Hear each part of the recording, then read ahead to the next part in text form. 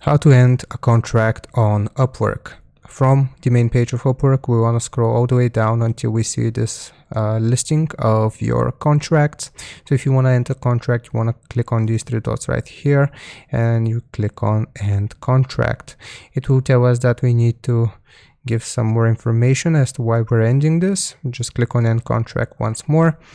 How likely are you to recommend this freelancer? You can leave them some feedback. If you were satisfied, here we can select the reason for ending this project, their English proficiency, and the public feedback. I was very satisfied with this freelancer, so I'm giving them a full actually, from what I remember, this was a while ago, but yeah, I'll give them a full 5 stars.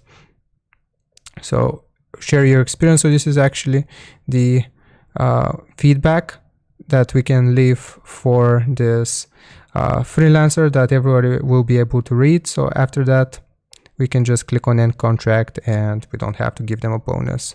So I hope this video was helpful. Leave a like and sub. I'll see you next time.